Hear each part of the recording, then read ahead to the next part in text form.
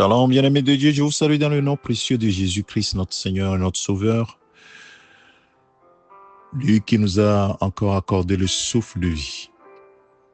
C'est lui qui est notre Père céleste, qui dans son amour immense a envoyé Jésus-Christ à la croix mourir pour tes péchés, les miens, et nous a délivrés de la puissance des ténèbres, nous a transportés dans le royaume de son Fils bien-aimé, ce royaume de lumière où nous sommes héritiers avec les saints. Bien-aimé de Dieu, c'est une grâce extraordinaire. Ce matin, j'aimerais, mon frère, ma sœur, commencer une petite série que je vais intituler « Connais le Dieu que tu sers ». Connais le Dieu que tu sers. Est-ce que tu connais le Dieu que tu adores, que tu sers? Quand tu vas à l'église, tu dis « Mon Dieu fera ceci ou cela ». Est-ce que tu le connais vraiment? Et aujourd'hui, nous allons commencer par un des caractères de ce Dieu puissant, glorieux, ce Père céleste, sa présence, l'omniprésence de Dieu, sa présence continue, sa présence infinie. Nous allons commencer par cette présence qui est indispensable. Si Dieu n'est pas avec toi, alors tout le reste ne viendra pas. Il faut que Dieu soit avec toi. Dans 1 Chronique, chapitre 28, le verset 9, David ayant expérimenté ce Dieu puissant, glorieux, ce Dieu d'amour, à la fin de sa vie, va dire à son fils Salomon qui allait le remplacer sur le trône d'Israël. Il va lui dire dans le verset 9, « Et toi, Salomon, mon fils, connais le Dieu de ton père et sers-le d'un cœur dévoué et d'une âme bien disposée. Car l'Éternel sonde tous les cœurs et pénètre tous les desseins et toutes les pensées. Si tu le cherches, il se laissera trouver par toi. Mais si tu l'abandonnes, il te rejettera pour toujours. » C'est ce que David a dit à son fils Salomon. La Bible regorge de nombreux témoignages de l'importance de la présence de Dieu. L'importance de la présence de Dieu avec quelqu'un. Déjà avec Abraham, il dira, sors de la maison de ton père, je serai avec toi. Et la Bible dit qu'Abraham est parti de la maison de son père et Dieu était avec lui. À Isaac, il va dire au fils d'Abraham, Isaac, Genèse chapitre 26, verset 3, il dit, séjourne dans ce pays-ci, il y avait la famine. Il y avait la famine et Isaac voulait partir en Égypte. Dieu dit non, séjourne dans ce pays-ci où je t'ai installé. Je serai avec toi. Waouh, je serai avec toi. Ça va tout changer. Ça va tout changer. Même dans la famine, Dieu avec Isaac, la Bible dit que Isaac va prospérer. Il a semé et il a récolté dans la famine, dans la sécheresse, plus que toutes les autres années. Pourquoi? Parce que Dieu était avec lui. Vous connaissez Jacob. Jacob, Dieu se révèle à lui encore un autre jour et lui dit, retourne au pays de tes pères et dans ton lieu de naissance, et je serai avec toi. Genèse chapitre 31, verset 3. Je prends juste des passages pour illustrer le fait que la présence de Dieu, c'est la première chose qu'il faut rechercher, mon frère, ma sœur. Et vous connaissez très bien l'histoire de Joseph. La Bible dit qu'on l'a mis dans le puits. On l'a vendu, ses propres frères l'ont vendu. Il était dans la maison d'esclavage en Égypte. Et à chaque fois, la Bible répète, et l'Éternel fut avec Joseph. Et l'Éternel fut avec Joseph. Et tout ce qu'il faisait prospérait. Parce que Dieu était avec lui. Il était mis en prison injustement. Dieu était avec lui. Jusqu'à ce que Dieu l'installe comme gouverneur en Égypte. La présence de Dieu. La présence de Dieu. Moïse, qui va sortir le peuple d'Israël de l'Égypte, Dieu lui dit, va, je serai avec toi. Va devant Pharaon, je serai avec toi. À chaque fois, je serai avec toi. Et l'important de cette présence a été manifestée lorsque le peuple dans le désert s'est rebellé contre Dieu. Dans Nombre chapitre 14, verset 34. Et Dieu va leur dire, là je vous compterai votre incrédulité un jour pour une année, comme les espions sont allés sur Canaan pour explorer le pays pendant 40 jours, vous aurez 40 années d'errance dans le désert et vous saurez ce que c'est que d'être privé de ma présence. Waouh! Nombre 14, verset 34. Dieu dit à son peuple, vous saurez ce que c'est que d'être privé de ma présence. Mon frère, ma sœur, connais-tu le Dieu que tu sers? Il faut qu'il soit présent dans ta vie. À Jérémie, il dit dans Jérémie chapitre 15, verset 20, je te rendrai pour ce peuple comme une forte muraille d'airain. Ils te feront la guerre, mais ils ne te vaincront pas, car je serai avec toi pour te sauver et te délivrer, dit l'Éternel. Dans Ésaïe chapitre 43, le verset 2, il dit, si tu traverses les eaux ne te submergeront point. Si tu traverses le feu, je serai avec toi. Le feu ne te brûlera pas. Je suis en train de paraphraser.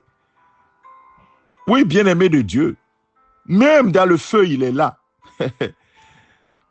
Oh, si tu traverses les eaux, il est là. Il ne t'abandonne pas. Je ne t'abandonnerai pas. Il a dit ça plusieurs fois. Il dit, je ne t'abandonnerai pas, je ne te délaisserai point.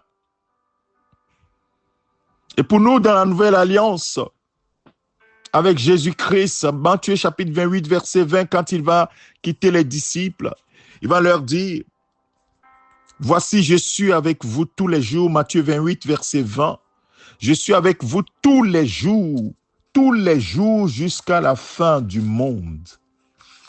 Waouh! Mon frère, ma sœur, quelle est l'importance de la présence de Dieu à tes côtés? Qu'est-ce que tu fais pour que la présence de Dieu soit constante à tes côtés? Dieu, sachant que sa présence est indispensable pour toi et moi, il a décidé de vivre au milieu de son peuple. Et non seulement au milieu de son peuple, mais en nous, par son esprit. Et Jésus dit, vous êtes avantageux que je m'en aille. Si je ne m'en vais pas, le Saint-Esprit ne viendra pas. L'autre consolateur ne viendra pas. Mais si je m'en vais, le Père vous l'enverra. Et il sera avec vous, il sera en vous. Constamment, sa présence sera là. Mon frère, ma sœur, la présence de Dieu constante. C'est pourquoi tout ce qui peut éloigner la présence de Dieu, tu dois t'en écarter. Tout commence par la présence de Dieu dans ta vie, mon frère, ma sœur. Et la Bible dit qu'aujourd'hui, Jésus-Christ est le chemin. Il est la vérité, il est la vie. Et pour que Dieu soit avec toi, il faut que tu aies son esprit en lui, tu aies son esprit en toi. Et si tu as son esprit en toi, il est avec toi. Et tout ce qui ne glorifie pas son nom, tu dois l'écarter. Tu dois constamment entretenir cette présence parce qu'il est Dieu. Mon frère, ma soeur, est-ce que tu es conscient de cela? Si tu es conscient de sa présence et que tu sais que c'est le Dieu très saint et qu'il a mis son esprit très saint en toi, tu dois t'écarter de tout ce qui ne glorifie pas son nom, tout ce qui peut te souiller. Être conscient de la présence de ton Dieu, c'est être présent aussi de sa sainteté, de sa grandeur, de sa puissance et aussi de sa fidélité. Cela te donne du repos. Je n'aurai rien à craindre, car tu es avec moi. Oh, combien de passages dans les Écritures disent ce que je viens de dire. Je serai avec toi. Et dit, je ne craindrai pas. Les psaumes, David dit, je ne craindrai aucun mal, car tu es avec moi. Le psaume 23, l'Éternel est mon berger, je ne manquerai de rien. Pourquoi? Parce qu'il est là avec moi. C'est lui qui est mon berger. Le berger, le bon berger n'abandonne jamais ses brebis. Au contraire, il donne sa vie pour ses brebis. Comme Jésus l'a dit dans Jean 10, je suis le bon berger. Et le bon berger conduit sa brebis vers les eaux paisibles, fait reposer sa brebis dans le vert pâturage. David dira, si tu traverses même la vallée de l'ombre de la mort, tu ne craindras aucun mal, car il est là avec toi. Waouh! Et parce qu'il est là, il ondule ta tête et ta coupe déborde. Et David dira, le bonheur et la grâce m'accompagneront tous les jours de ma vie. Pourquoi? À cause de la présence de Dieu. L'omniprésence de Dieu. Il est présent partout au même moment. Est-ce qu'il est avec toi, mon frère? Toi qui m'écoutes ce matin. La Bible dit qu'il est donné aux hommes d'être sauvés par un seul nom, le nom de Jésus-Christ. Jésus-Christ, c'est l'accès, c'est la porte, mon frère, pour bénéficier de cette présence, cette omniprésence de Dieu. Aujourd'hui, c'est le chemin que le Seigneur a réservé. Alors, mon frère, ma soeur, entretiens la présence de Dieu. Toi qui as déjà Jésus-Christ dans ta vie comme Seigneur et Sauveur, tu as la présence de Dieu avec toi. Alors, entretiens cette présence de Dieu. Sois en communion avec lui constamment. Connais le Dieu que tu sais, mon frère, ma soeur. C'est là toute la différence. À chaque fois que tu vas reconnaître sa présence, que tu vas discerner sa présence, c'est là où tu verras sa puissance se manifester dans ta vie. Que toute la gloire revienne à notre Seigneur. Nous continuerons demain et après-demain, tel que le Saint-Esprit va nous conduire. Nous allons prier. Père, merci à toi pour ta fidélité, ton amour envers nous. Ta présence, Seigneur, nous est indispensable. Oh, merci, Seigneur, d'avoir mis cette parole sur mon cœur. Donne à mon frère, ma soeur, d'entretenir ta présence, d'aimer ta présence. Aimer ta présence, Seigneur. Demeurer dans ta présence, Seigneur. Oui, Seigneur, et jouir de ta présence. Aide-moi à aimer ta présence. Aide mon frère, ma soeur à aimer ta présence, à demeurer dans ta présence et à vivre, oui, Seigneur, en discernant que tu es là, que tu ne nous abandonnes pas. Quand nous traversons le feu, parce que c'est juste une traversée, nous savons que tu es là. Quand le feu veut nous brûler, nous savons que tu es là. Tu seras toujours ce quatrième homme qui était avec Shadrach, Meshach, Abednego dans le feu de Nebuchadnezzar. Tu seras là. Oui, comme tu as été avec Joseph, tu étais là. Dans le puits, tu étais avec lui. Dans la maison d'esclavage, tu étais là. Dans la prison, tu étais là. Père, donne-nous d'aimer ta présence. Que toute la gloire te revienne. Donne à chacun d'entre nous de méditer cette parole. Et Seigneur, d'aimer ta présence. Que toute la gloire te revienne, Père. Avec toi, ta présence nous donne du repos. Le vrai repos. Le repos de notre âme. Que toute la gloire te revienne. C'est au nom de ton Fils Jésus-Christ que nous avons ainsi prié. Amen.